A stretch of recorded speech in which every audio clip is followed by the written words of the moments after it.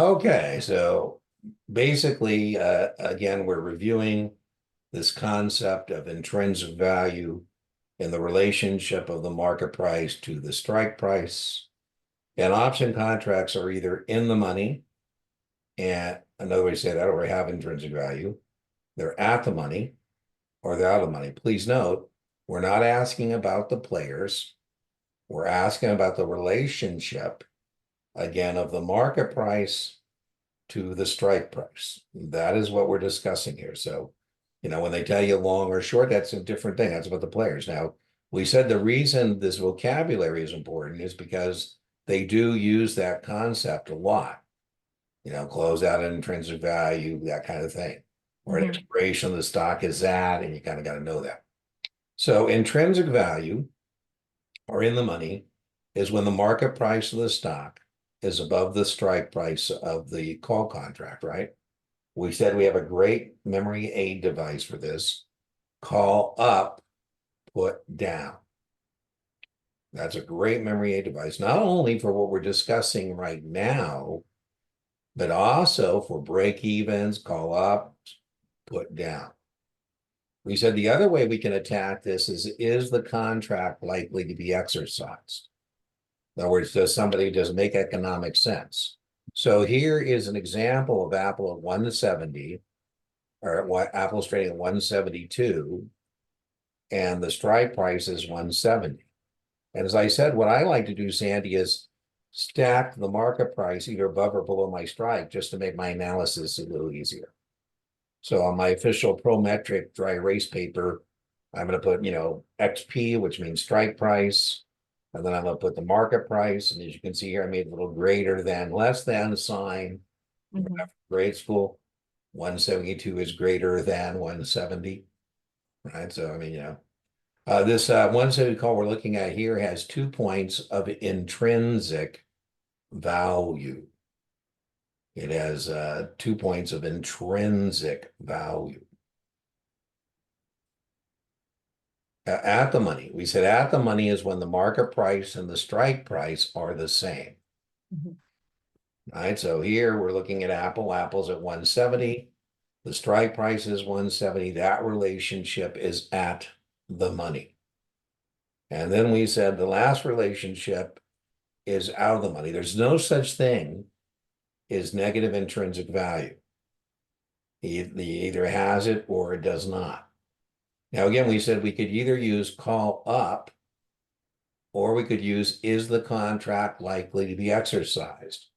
Is it likely somebody wants to call the stock way, buy Apple at 170 when they can buy it in the open market at 167? Yeah, no. No, we say no. If we answer that phrase, I call that a framing question. A framing question is a question we ask of ourselves before we answer a question. And so I said, hey, self, does somebody want to buy the 170, 167? No. No intrinsic value. By the way, no such thing as negative intrinsic value. We just say the contract's out of the money. Out of the money. Out of the money. We don't say like -3. We just say it's out of the money. Okay. Here is a illustration of this concept. Now, I think, Sandy, is options being about floors and ceilings. Floors and ceilings. What I mean by that is there's a floor here at 170. 170 or lower. The contract has no intrinsic value. Please note, we're not talking here about whether you're going to make money or lose money. We're just simply talking about the relationship of the market price to the strike price. So if we just say Apple's at, well, I'll just make up a price. Apple is at 176. Does an Apple 170 call have intrinsic value? Is it in the money if Apple's at 176? Yes. Yes. All up. Market price is up from the strike price. Does a 170 call have intrinsic value? Is it in the money if Apple's at 167? No. No. Right. So what we're asking about is that relationship. Now, we have this relationship for both calls and puts. Call up, put down. Call up, put down. So let's look at puts.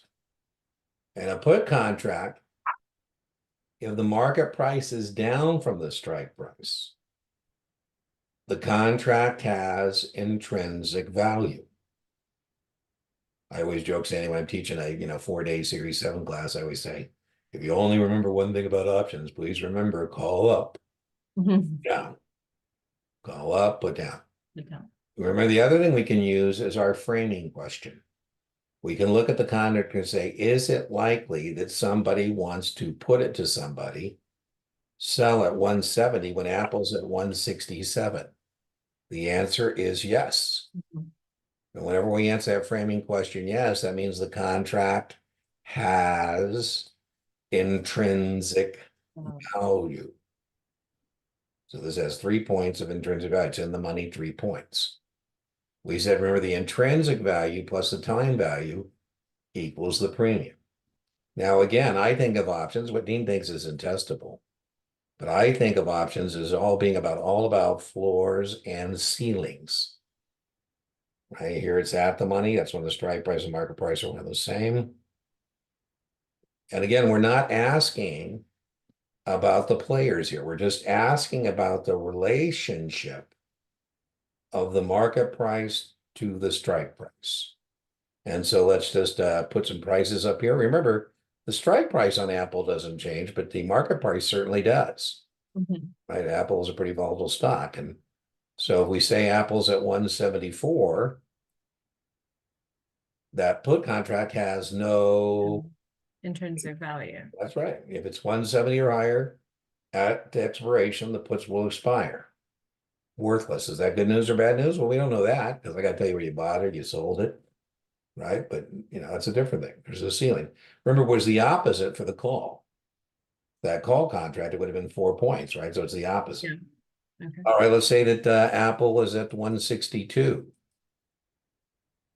That would be in the money. Right on. And the money has intrinsic value. And it doesn't matter again whether you're long or you're short or that kind of thing. It doesn't matter. It doesn't matter. All right, so let's put it all together now. And here is the intrinsic value plus the time value equals the premium. So again, I'll let you demonstrate your prowess or lack thereof. Right? So we're looking at Apple. Apple's 172 a share. We're looking at an Apple 170 call, and Apple's at 172. So that has 2 points of intrinsic value. We said the intrinsic value plus the time value was the premium. Premium's 9. So what is the time value? 7. Right on. Okay. Right on. Is that good news or bad news? Who knows? I mean, that's a different thing altogether. Yeah. Very important. Lower strike call contracts always have greater premiums. So somebody here has a choice to buy at 170. And that's nice, but a choice to buy at 160 is more desirable. So if we punched up a 160 call right now, it would be more than 9. It'd be okay. But So the lower calls are always have the greater premium, right? Lower, higher, and the long. higher puts have the okay. Right on, right on. So, well, let's just put that there.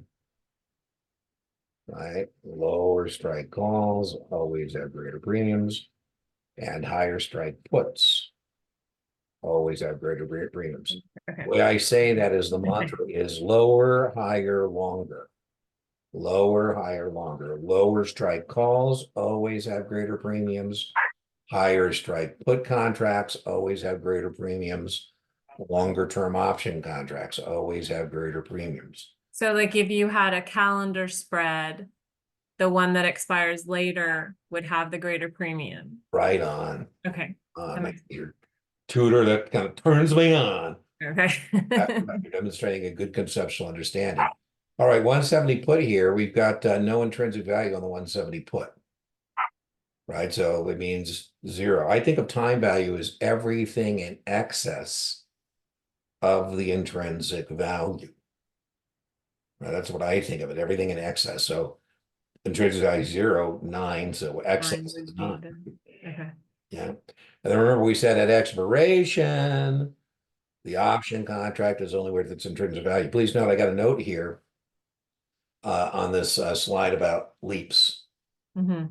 And leaps are incredibly long-term, technically 39 months, in practice 30 months. And so they would have a really great premium, right? If I say, which of these 170 Apple calls, which of these Apple 170 calls is most likely a leap? You go, oh my God, look at the premium on that one. Well, that's Mm-hmm. probably the leap because it has a lot of time value. Okay. So every question. So can I ask you a question? And I don't know that this would be on the test. It's but because I seem to be getting bombarded with tax questions on these And you know what? practice. I did a whole lecture on taxation and options. I think it's more of a vendor thing, and it's Uh-huh. more of a gain or loss thing because they say taxes to freak people out. But if you go to that video, Uh-huh. I spent there's two. I have a tutoring replay. Uh-huh. Somebody just wanted to do taxes on options the whole hour, and we did. And I Okay. have another one where I actually did like I think 20 or 30 tax questions on options that I pulled Okay. Capital and Cubic. There's two of those. So, Okay, I'll watch those. but Okay. again, Sandy, to answer your original point, do I think it's a big deal on the test? I think whatever you're not comfortable with is going to become something that's going to be on your radar screen, and you don't want it to be can cloud your mind, right? So, Yeah. what to do, but I think you'll see in both that replay, that tutoring replay, and watching me do the questions, Uh-huh. you'll see that more often than not, it's just a camouflaged profit or loss question. Yeah. What's the taxable gain? What's the taxable loss? That really isn't dependent on your ability to understand taxes. One more point I would make that all option trading, in fact, let's just talk about it. All questions are going to end, Sandy, with either the option contract got traded, Mm-hmm. the option contract got exercised, or the option contract expired. Mm-hmm. As you can see here, I've got another great memory aid device for us. And the memory aid device here is T. T is a good way to remember. So they love to have questions that say, Sandy, several weeks later, you offset. That Mm-hmm. means you traded it, right? Or they like to say at expiration. If you don't know expiration, it's going to be the intrinsic value. You want to be able to close it out. Mm-hmm. Or the option contract can expire worthless. And what I'm saying here is we're under no obligation on the test to tell you which of those happened. I mean, they will tell you if the option contract got traded, but they don't have to necessarily tell you that the option contract got exercised because you're supposed to know that if the option contract at expiration has intrinsic value, the contract will be exercised. I think I have that here somewhere.